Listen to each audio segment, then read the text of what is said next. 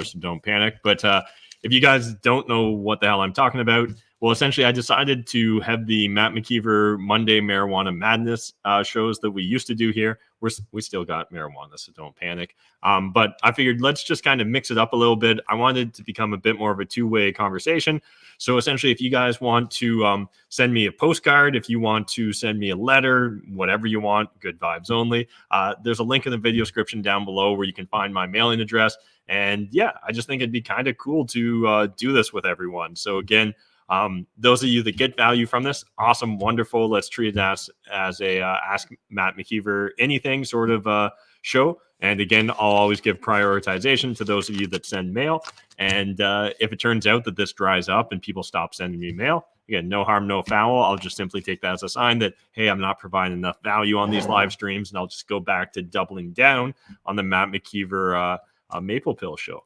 And love to get your guys' thoughts, your takes. You know, what's your opinion on everything going on in Canada right now? If you're a Canadian, if you're a foreigner, if you're non-Canadian and you're watching from abroad, what are you seeing in your media? Right? Is there any coverage? What's the coverage like in regards to the trucker freedom convoy here in Canada? Is there kind of a sympathy movement going on in the country you're from?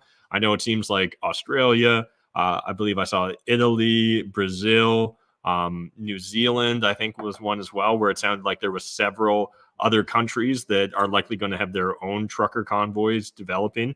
I think it's a really it's always been an interesting time to be alive, but it particularly feels like an interesting moment in time right now. So anyways, I'm going to light this joint. We'll get rolling here. Maybe I'll do some screen shares in a little bit as well. If you're new to the Matt McKeever Unfiltered channel, understand that if you're only here for politics and you just want like hard-hitting facts with links in the video description down below, this probably isn't your cup of tea, and that's all right. You probably just want to ignore my Monday night silliness. And anyways, it's kind of a fun way to unwind at the end of the day. And yeah, so yeah. So again, I'm excited. We got an official postcard as well as a letter here, and I haven't pre-read these at all. We'll see how these first couple go. Maybe down the road I'll end up pre-reading them, but I figured it'd just be kind of fun for us to do this together. Hopefully I don't light my beard on fire while trying to open this. It's a really good tape job. The individual that sent the postcard, they taped a letter here to it. Don't want to rip it. I should have planned in advance. I should have at least freed the letter first. But good news is your letter did not disappear or get lost in the mail. There we go. Ooh, ripped it a little bit, but I think we'll salvage it. No, what's the good way to open this? But again, really thank you to the two people that sent me the first two pieces of mail. This really means a lot to me, honestly. Just kind of fun. There's some like, you know, comments or super chats are cool and stuff, but like this feels more real, more personal, more tactile, and that's just really fun in my opinion.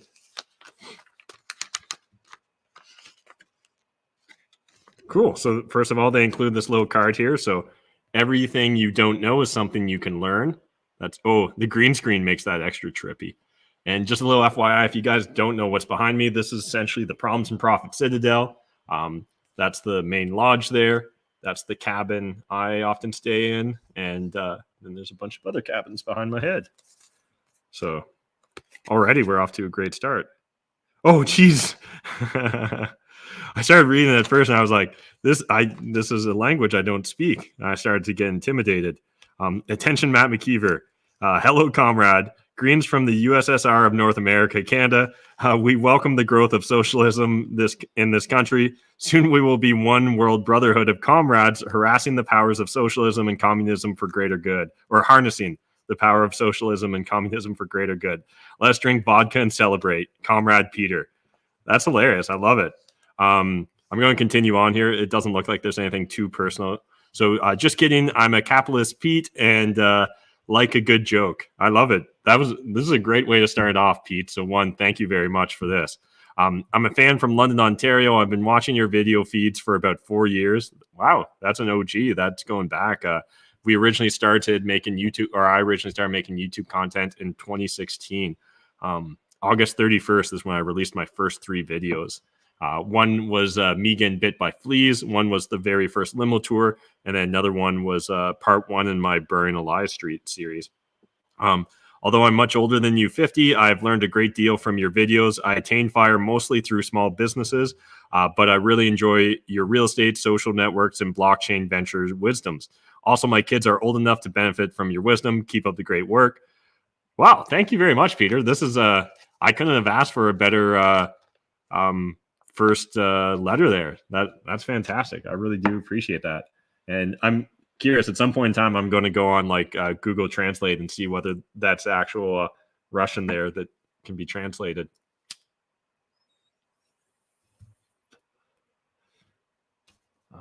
What's up? We got Peter and Graham and JJ in the chat as well. Appreciate it.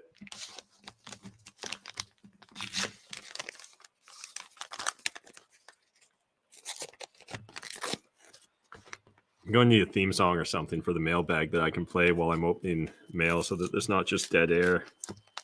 But this is like my Christmas.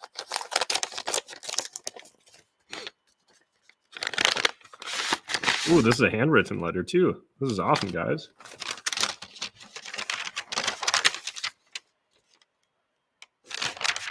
All right, I'm going to check it out. Quick preview. I don't see anything that looks like super personal that I'm not allowed to read. So I guess going forward, let's establish some ground rules on these letters. If there's a section you don't want me to read, just like make it very obvious. Start it off with like, hey, Matt, don't read this live. But here we go. Is this on the wrong side? Oh, yeah. Okay. So starting off with a qualifying statement. Your handwriting's a lot better than mine, so you don't have to worry. Sorry for my printing. I was initially going to type, but handwritten felt more authentic. 100% agree. This is good. Yeah, this is way better than my handwriting, so you're all good here. Hey, Matt, I just wanted to take the opportunity to thank you. I first saw you speak at the Fanshawe College a few years back and was really inspired to take control of my life. That's awesome. That was a really fun talk, actually, I gave. I should go back and watch that sometime. But yeah, that was a fun event, lots of high energy. And afterwards, we actually did like a mixer where me and a bunch of the other speakers and I forget, was there other speakers, but like, and the tradespeople, or like there was a trade show and stuff, and we all went around. Essentially, it was a speech about becoming a CPA. It actually did surprisingly well on YouTube as well. So anyone that didn't know, originally, by trade, I'm a CPA, a chartered accountant, and did the whole white collar job thing. Worked for a public accounting firm for 5 years, and then switched from that into working for a publicly traded pharmaceutical company as the sole financial controller. Retired from the corporate world 4 years into that, so essentially like 9 years of doing the day job thing, and went full into real estate. And yeah, in that speech, I essentially, if I remember correctly, one of the main things we focused on was essentially the idea that, or like from my perspective, being a CPA, it's just a great springboard. If you want to become an entrepreneur, if you're passionate about business, or also if you just kind of want to hedge your bets, like there's a lot of upside to it, but you can actually take that and go do lots of other things rather than simply be an accountant. And we're already off to a great start with these 2 letters. I wasn't expecting, yeah, this is great. I purchased the duplex and moved my family in. It was in very rough shape. We moved out the tenants, and I spent 2 years and all the money I could gather renovating it. I now have a tenant upstairs paying my mortgage for me, house hacking. I love it. And it brings me so much peace of mind. Your content library is such a valuable resource. That's great. Yeah. And honestly, I think house hacking is one of the most versatile strategies you can implement to really get control of your personal financial situation. And that's awesome that you actually heard that speech and decided to act upon it, because again, I love every single person that watches my content, but those of you that take the information and then go act upon it, there's something special about that, right? The idea of making this content is in the hopes that people will go do things with it, better their lives, better their situation. And the fact that you were able to move your family in and start house hacking and get your mortgage paid for is mint. In particular, the videos on tenant selection and vetting. I also followed Sarah Larby and her advice and screening process, and I literally found the perfect tenant. That's great to hear. And yeah, tenant selection is so important. It's something that, especially when you take on a big renovation project, it can be really easy to want to like cut the final corner, which is tenant selection. But like, if you cut that corner, it will absolutely bite you in the ass. I've had those experiences. Definitely speaking from a place of wisdom there. If you'd like to look at it, the property address is on the return address. Awesome. I won't read that. But yeah, I'll check it out. That's fun. I was just able to refinance all my debt into the mortgage, and other than my $200K mortgage, I'm debt free. That's amazing. And the property valuation came in at $365. That's wonderful. Again, as a single father of two, I'm so grateful for your work. All the best at the Citadel. I'm excited to see what you do next. That's amazing, man. Thank you so much for sending in that letter. And yeah, man, you guys already just I'm just reading Yazzie Bro's comment there. You open mail like I open mail, high and skeptical. That is a fact. That is how I opened it, and that's how I opened all mail. But like, at least finally now I've got a reason to be excited by receiving mail rather than just like, this is going to be a bill. And you're like, I'm not that excited to open this. Well, back in the day, it'd be like London Hydro or Union Gas bill. These days, it's I don't even know. Oh, I guess it's Hydro 1. But yeah. Oh, this got stuck together. But thank you guys. Thank you so much to Richard and Peter. That's you guys absolutely made my night. And I was hoping shit like this would eventually happen on the Mailbag Show. I never expected that literally the first 2 letters would be so meaningful. So thank you guys so much. I'm glad to hear that I had an impact to whatever extent I did. And I think also there's great lessons there for anyone watching this that's maybe just getting started on their journey or real estate investing or financial independence. Again, the key is just start focusing on what you can control. Consume as much information as you need to. So again, don't get caught up in analysis paralysis. People that have been maybe watching my content for 4 years but never put an offer in on a property or never ran the numbers on a deal. Well, again, I appreciate the view count. It definitely misses a big part of why I try and do what I do or what I did in regards to real estate investing. And yeah, man, now that I got those letters, it's making me think, how can I try and up my game on the maple pill and make sure that like 5 years from now I can get such meaningful letters again? That would be awesome. I think that the Fanshawe thing we probably did in 2017 or 2018. So yeah, thank you guys. Man, just good vibes. I love it. Hello from 4 hours south. Hey, what's up? Thunder Bay is really not that far from us anymore. There was a time when I was like, oh no, Thunder Bay is on the other side of the world, or may as well be. And now I'm like, oh, it's just like a drive and a half. Not even a 2 days drive. Yes, he says, if I asked my daughter to write envelope and post a letter, it would look a lot like a monkey. Okay. Pierce says, oh, wow, the Fanshawe CPA video. Oh, shit, it's got over 20,000 views on the Fanshawe CPA video. That's awesome. And Pierce says, I remember that like yesterday. Crazy how much has changed and how fast. Yeah. That was in a pre-COVID era where just get up, shake everyone's hand, sit down. Like literally like it would be,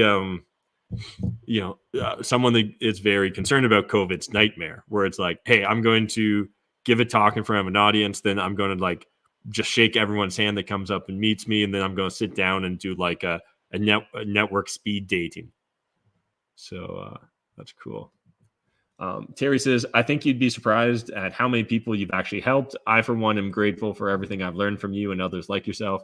Appreciate that, Terry. That does mean a lot. And yeah, sometimes, again, this is for not just for me, but for any content creator, it can be really easy to get lost in the criticisms because I think like Jordan Peterson's talked about this. Joe Rogan's talked about it. Pretty much anyone that gets to the size where they get real feedback. the 10 good comments often get washed out by like the one real cutting criticism or the one real mean-spirited individual. I guess that's also kind of true with how our mainstream media works, right? We're always focusing on the negative or the worst case or the risk, when in fact there's a lot of ups, but oftentimes those ups maybe get washed out, or we almost just get like, they become, somehow we just become inoculated against them, and we're just no longer, it doesn't hit the same way. But like the criticisms, it takes a concerted effort, in my opinion, to actually have it be like water off a duck's back. So, all right. Well, again, really appreciate the mailbag stuff. If anyone's got any questions, jump in the comment section. I'm in such a good mood that I'll answer even questions about real estate right now. And otherwise, I'll maybe randomly chat about some things, but I don't got a lot to cover with anyone tonight. Pretty much said my piece in regards to what's going on in politics on the previous episode of the Maple Pill. And we talked about interest rates and kind of some of my predictions in that regards on the Canadian Real Estate channel of today's live. So, but if you guys haven't checked out Project LB52, I'll mention that real briefly. And so actually I should add that to my video description. But let's get screen share. So essentially, I encourage you guys to check it out, projectlb52.com. This is my first NFT project. I'm partnered with a local musical artist in London, Ontario, Dan. You may know him as Dan the Lost Boy or Dan the NFT Boy. And I think if I scroll far enough, I get to us. So essentially, there's me and my Bored Ape, and there's Dan and his rug punk. I believe he's getting a real rug with that as well. But I actually, essentially, this series has 52 in season 1. I actually just bought number 3. So there's 49 left currently. I think we've got a couple other people that are already likely going to participate. But if you guys want to check it out, I encourage you to see that thing right there. Hit that, and you can actually go and check out any and all of the beats. And so let me see if I can remember. This is the beat I chose. I've actually, I fall in love with this beat. LB52. Purchase your NFT now. So I've actually even I've been co-writing the song that's going to be part of this, but essentially, guys, by the end of the project, I'll own the commercial rights to the entire song. I can throw it up on Spotify. I can be in support of Joe Rogan, Matt McKeever's moving all his musical endeavors to Spotify. That wasn't originally part of the plan, but there we go. That'll be part of my the narrative I create around it.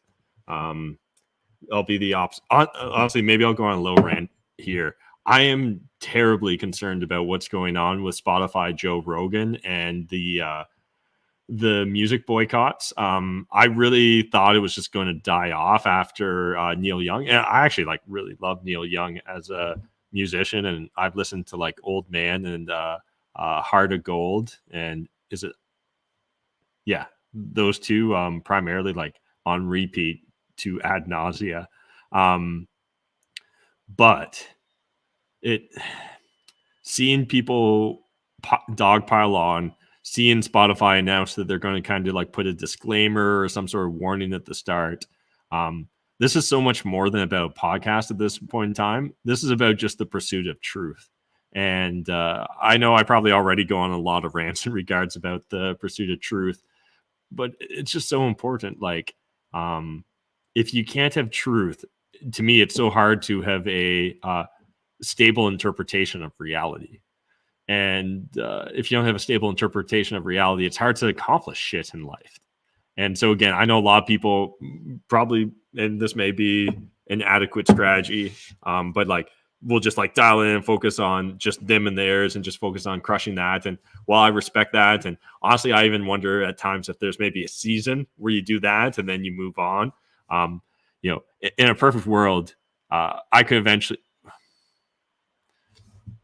Yeah, I'm just realizing this isn't a fully formed political position or perspective, and saying it out loud may sometime bite me in the future. But essentially, I've been thinking that, if I was to like look back on ancient like Rome or Greece or other times in history, well, personally, I think I am a full blown anarchist. But if we were going to have like a representative democracy or like a democratic republic, I could see almost wanting to restrict the vote more rather than open it up more and like have requirements that someone has to be a citizen for a certain period of time. But even the bigger thing is like age. I feel like there's such a difference in perspective after you've got some life experience. Like I'm 36 right now. I could totally see wanting to like bump the voting age to like 25 or 35. I've heard some interesting arguments and perspectives on, again, like a real republic that's respecting individual rights. And there's a lot of asterisks to this, but yeah, I could easily envision a utopia like that. And I get it. It's a utopia, so it's never going to exist. So it's not something I've really like spent significant time on or exploring or trying to suss out in a way that I could like try and sell or pitch someone on it. But yeah, just kind of how the hell did I end up talking about that? Oh yeah, Joe Rogan and Neil Young. And like this is a moment in history. And like honestly, this is not me downplaying the Canadian trucker freedom convoy. This is not me downplaying it. This is me upplaying Joe Rogan.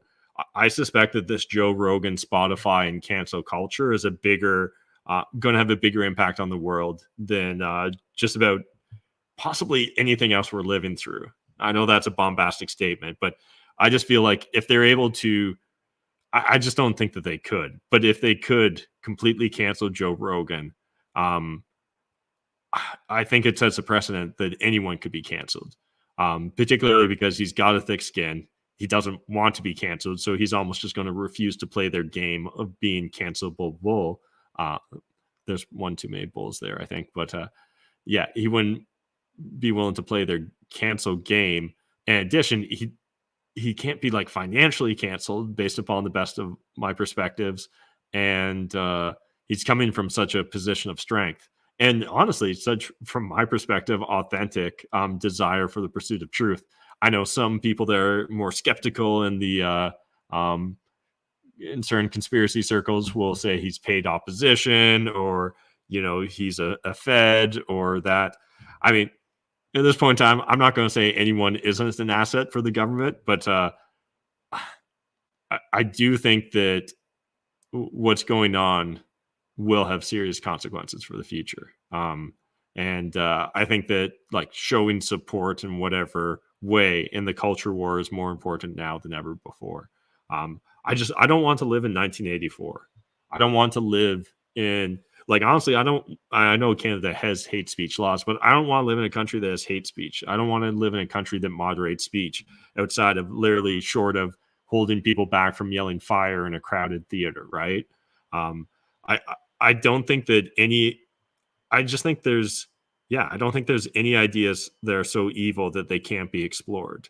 And I think that when you shine light on darkness, or when you shine light on like, that's probably the best analogy. When you shine light on darkness, it only highlights what's there, right? Like it only removes any doubt or skepticism. And I just think that it's important. I'm holding myself back from going down a random rant. But yeah, anyways, music's changing, the culture's changing. And if we're not careful, that really has long-term consequences, because I understand that like politics is downstream of culture. So what the culture becomes is what's going to become of the politics eventually. And I think we're seeing that play out to a large extent in Western democracies.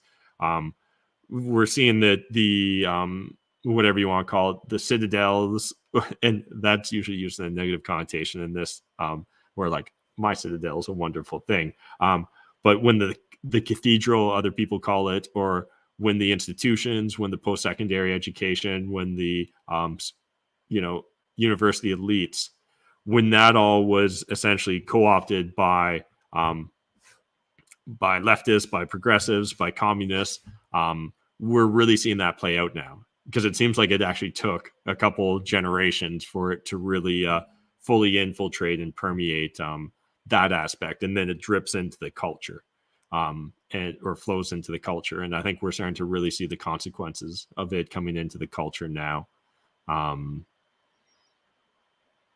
Yeah, I'll leave it there.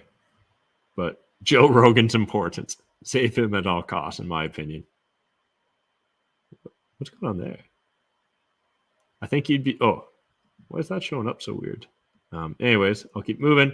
Kevin says, "Don't tell Dan, but I wouldn't know about Project LB52 if I didn't follow you." That's awesome. Appreciate it. Kevin was. I forget my timings now. I think Kevin, were you the first or the second buyer of Project LB52? But yeah, he was in on the early days. Again, what I think is so cool about these ideas of NFTs and communities and the cultures that grow up within them is this idea that, you know, you can become like a day one supporter of an artist, a creative, and they can kind of stay in contact and remember you in a capacity, in a way that just has never existed before. So, you know, let's say you love some like garage band or whatever that goes on to become, you know, worldwide, huge hit, famous.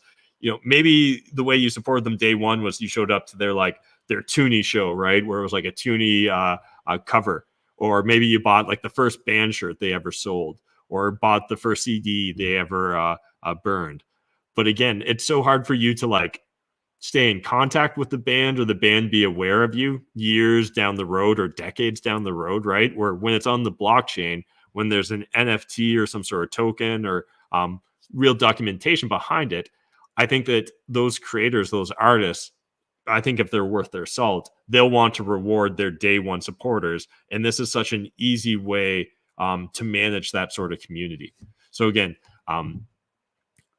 it's not that this stuff couldn't be done without NFTs or blockchain, but there's something about NFTs and blockchain, and particularly, like, obviously it attracts a lot more liquidity to those markets as well, which is attractive, but it creates a different level of engagement and trust and just verifiability. And again, all that obviously results in a more liquid secondary market and stuff like that, which I think, you know, has natural financial appreciation possibilities or benefits.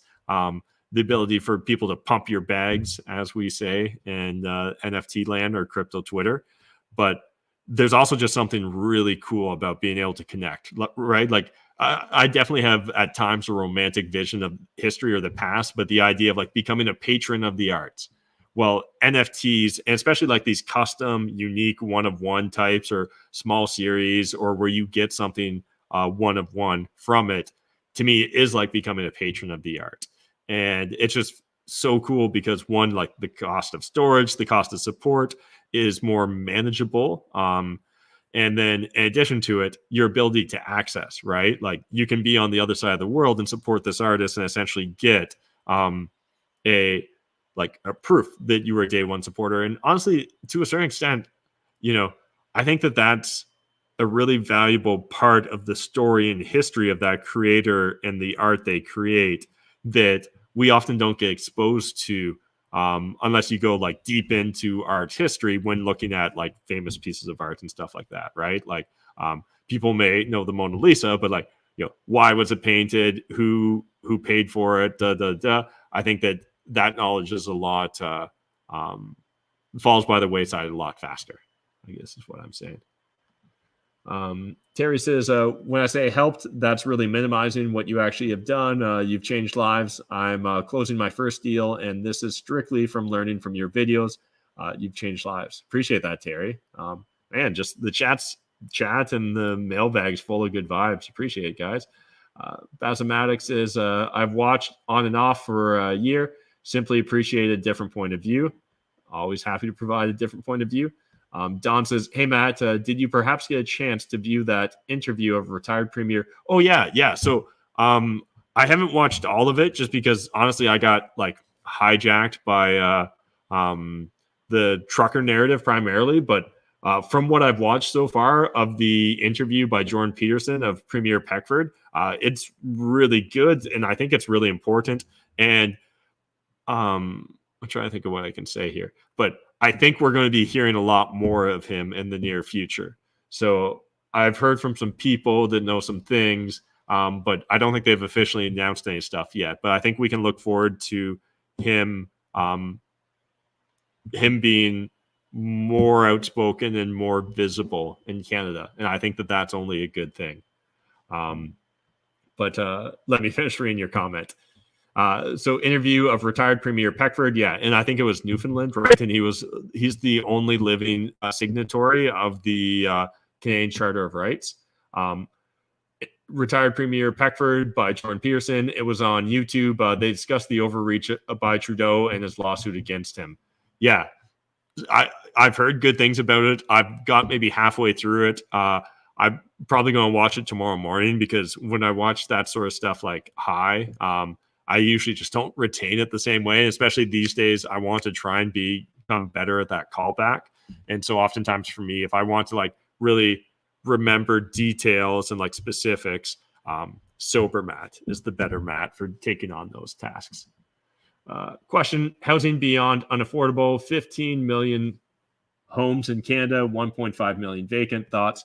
Yeah, so I think I briefly hit upon this in one of the Maple Pills, but yeah, we've got an issue here of supply and demand and access. The real issue is like the money, right? So until we fix our monetary policy, until we get some sort of hard currency or a much more stable currency that doesn't experience inflation and we don't have these loose monetary policies, we're going to continue to see it become more and more unaffordable. Like, I don't want to put on a tinfoil hat and stuff, but like, research companies like Blackstone and BlackRock and understand what their cost of borrowing is versus like the retail investors' cost of borrowing, what their sort of safety or guarantees are against bankruptcy or being liquidated or, being strong armed versus your position as a retail investor. And I think once you start to understand the risks and rewards, the cost and incentives there, you start to realize that we're very soon going to see a lot of people being priced out of real estate. And I think that that's going to destroy the middle class eventually. And again, it's the middle class is important. And not to like, I used to hear that stuff and people would always be like blue collar, middle class. It doesn't matter what the person's profession is per se. It's more about having that group of individuals that they've got enough financial resources that they've got some stability in their day-to-day lives. I don't think you want, I don't want, the elites maybe have different opinions, but you don't want the majority of your population feeling like they're living on a knife's edge. And I think as we continue to see real estate increase in price, while that may sound great for existing property holders, I think they'll continue to get pushed and squeezed out of the market by large institutional investors. And I think that those large institutional investors have an unfair competitive advantage created through the crony capitalism we're currently experiencing here in the West. So yeah, when they talk about like vacancy taxes, when they talk about doing this, that, and the other, all that's just fucking smoke and mirrors. It's bread and circuses for the plebs. It has nothing to do with truly trying to solve the problem. And honestly, I don't doubt that a lot of our politicians are ignorant to the impact central banking and our current monetary policy has, but that's no excuse, right? Like, you chose to be a fucking adult. You chose to step up and try and represent a country, and you should understand monetary policy more than just about anything else, in my opinion. And that's why, like, guys like Pierre Poilievre that we talk about on the show quite regularly, and obviously, I don't put all my faith into anyone, again, other than maybe Ron Paul, but as a politician, because there's just something squirrely about you if you naturally want to lead others or be a politician, in my opinion. But he understands monetary policy, and he at least seems to be authentic in his, from what I see a lot of times, his pursuit of truth. Now, again, he likes to do a little bit of grandstanding, and there's like a sprinkling of Rand Paul in him, or Ted Cruz, where they're focused on like getting the killer soundbite and stuff like that. And I understand that's just sadly the game of democracy and politics. But I hope that someday he'll become orange pilled, or maybe someday a Bitcoiner will run seriously. But it seems more likely that Bitcoin will take over from within than Bitcoin would take over from outside our current political machines. But yeah, maybe he could be the Trojan horse that gets Canada back on sound monetary policy. Maybe he's the one that switches us over to a Bitcoin standard a few years from now, or maybe Jordan Peterson eventually runs for prime minister, because he seems pretty orange-pilled and Bitcoined these days. But yeah, that's yeah. So like, yeah, it's shitty that we've got so many vacant houses. It doesn't make sense until you fully understand our monetary policy and the way the economy is constructed. Because again, it shouldn't be in an investor or someone with capital's best interest to just sit on property and have it be vacant. Particularly if there is any sort of like carrying cost, right? And inherently we've got property taxes and other things that can be. And while politicians will pretend that by increasing the carrying cost by like increasing a vacancy tax, that's going to fix things, literally just think about it. What's inflation right now, right? What's the government stated inflation rate? What do you think real inflation is? And then what is real estate's inflation right now? And compare that against what that potential cost is. Okay, let's say that you got 1% property tax right now in your Canadian city, and the government doubles it with a vacancy tax, or triples it, or quadruples it, or 5x's it. So now you're paying 5% property taxes per year. But if the money's inflating greater than 5%, you're essentially still incentivizing individuals to buy property and not really care about how the property is managed or what it's used for, or renting it out. And so again, like what I'm proposing here, we would go through so much economic pain that I don't think any politician would actually have the balls to do it. And again, even if they got the balls to do it, they might accidentally have a bullet hit them or something like that, or they might just never be allowed to change the mechanisms of federal banking, because I think that they're very powerful. And I'll save the conspiracy theories for other days. But yeah, so yeah, it's shitty, Yazzie. And I definitely don't have a silver bullet outside of fixing the money. And that's a situation where the medicine, the cure would almost be as bad as the cause.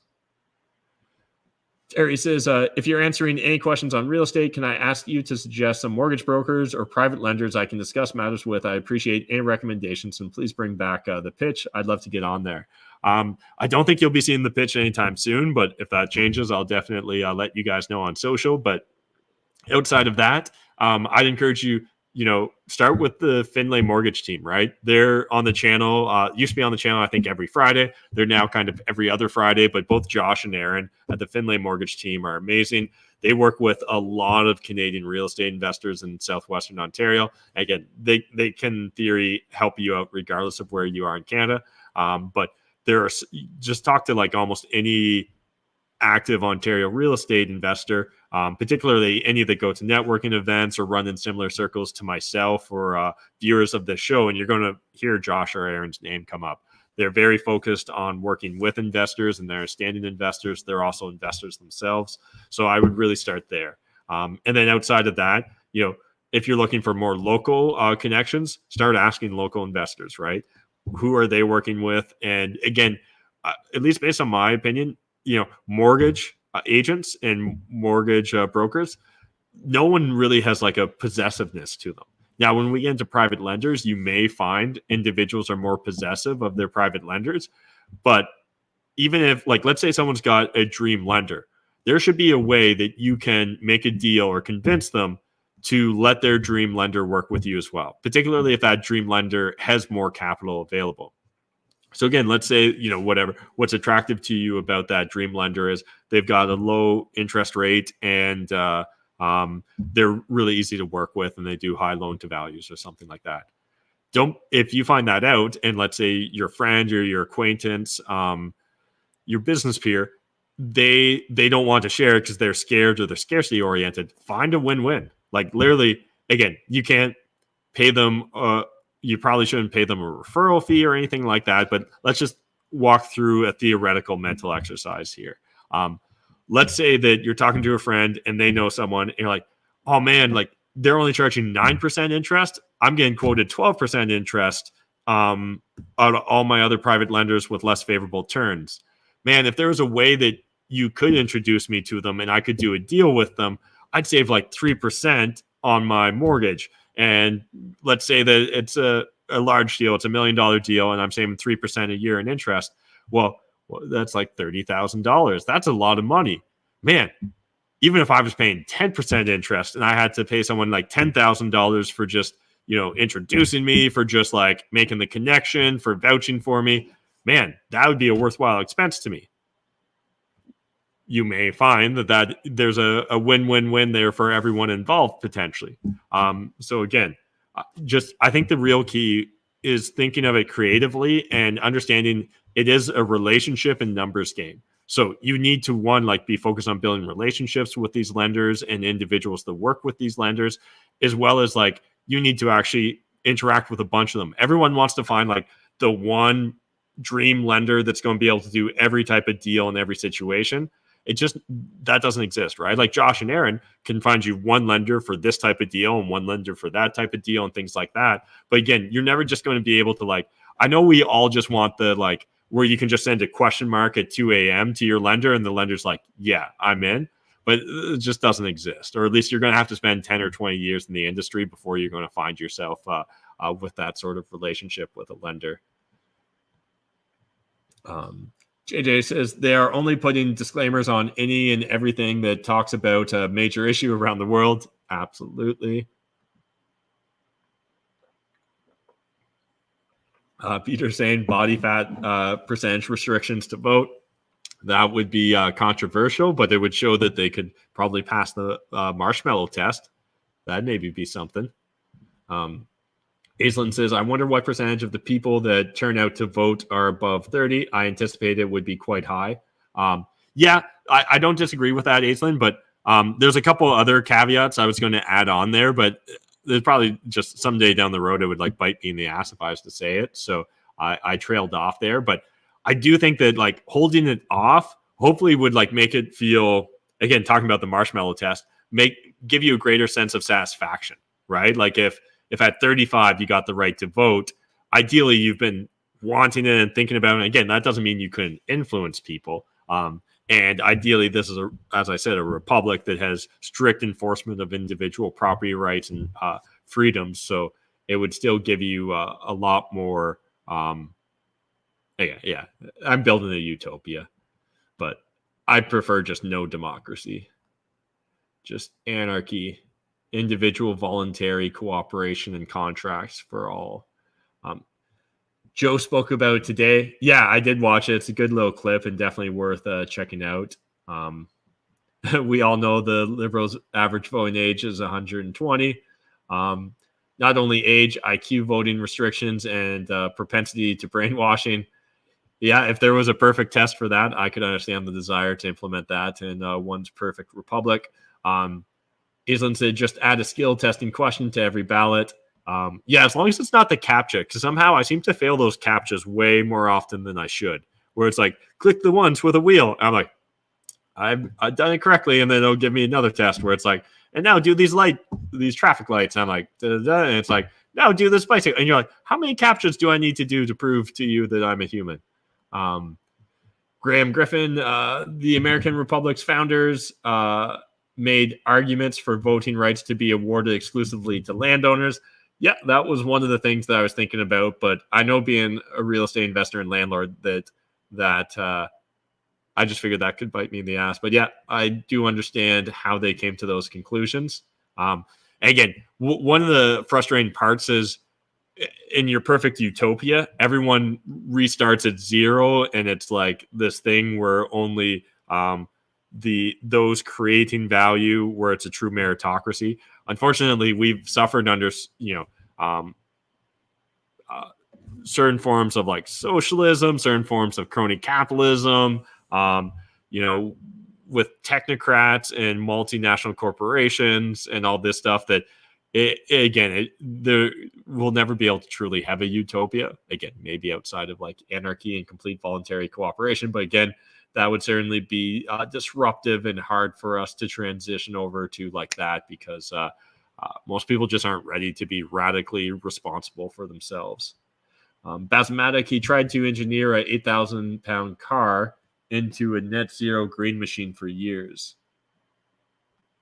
Not sure what that is.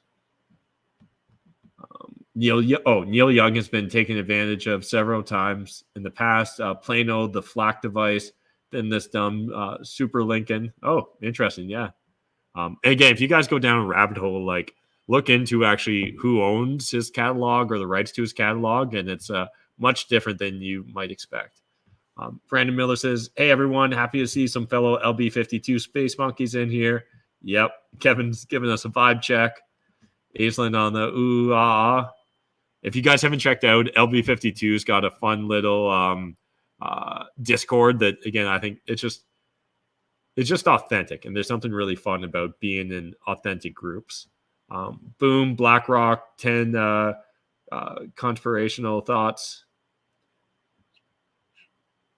or 10 conspirator thoughts.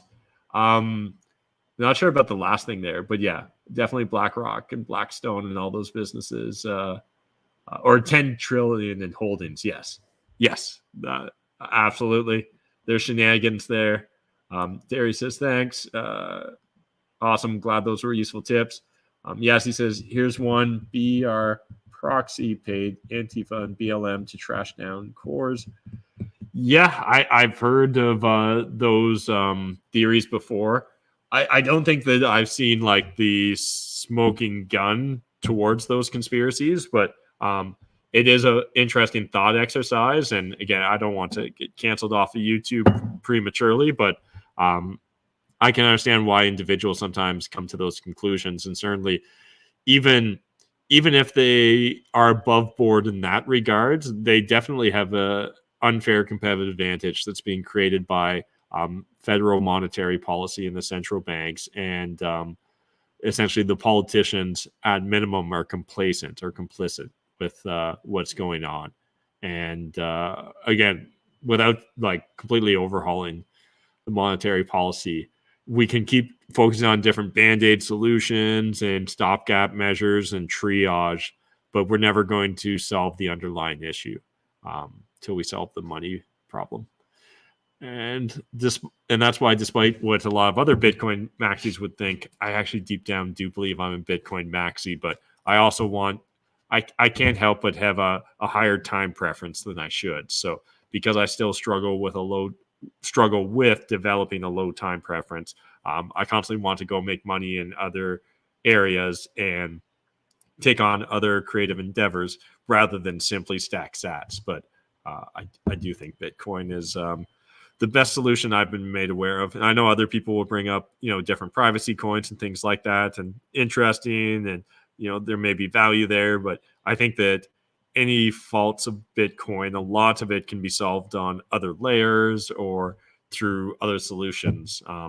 Again, not to say that like first past the post is the only deciding factor here, but when we think about monetary policy and like sound money or hard money, we don't, to the best of my knowledge, there's not a lot of instances where countries or sovereignties or economies flip-flop constantly between types of money or what was the primary means of exchange, because it would just be really disruptive, right? So, if we're going to focus on like absolute perfect technology, well, the absolute perfect technology probably hasn't been created yet, I'm going to say, or the absolute perfect version of things. And if that's the case, then we're going to constantly be on this gradual improvement or search of improvement. And does that mean and again, like maybe with technology and blockchains, it really makes it a lot easier, and we'll be able to transition from different types of money in a much more rapid approach than you could from being like, oh, we're using seashells one day. No, it's gold next. Now it's silver. Now it's this. Now it's that. Now it's salt, whatever. Yeah.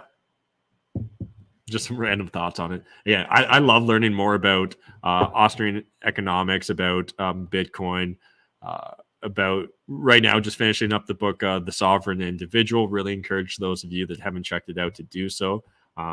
Someone recommended Ray Dalio's new book, the something to do with like preparing for changing times or hard times. So I think that's probably going to be one of the next books I jump into, because I really didn't enjoy his what was it? His book Principles, or was it Principles for something? But yeah. Kevin, I've not claimed my cool pet yet, but I do appreciate the heads up. My understanding is that in theory, as a cool pet or a cool cat owner, I can indefinitely claim it. So I was probably just going like nudge myself down the road when gas fees look low or whatever, but definitely appreciate the heads up because there are times I've missed out on opportunities with some of my projects. And for example, today I bought another bio pill. This is NFT talk now for anyone. It's like, what the hell is Matt talking about? Bought another bio pill, BYO pill, and essentially bought 2 pieces of BioLand, another bio vape, and another what are they called? It's not like Avastar or Avatar, but something like that. Another dude. So I've got now 2 full sets, and like literally, I bought the land for like 0.9 ETH, and I could have got one for free, but we were just sleeping on it. And there's sometimes too much going on in the NFT world, and then one's personal life, and you let something slip through the cracks, and you're like, well, that was like a free $3,000 that I didn't get. But yeah.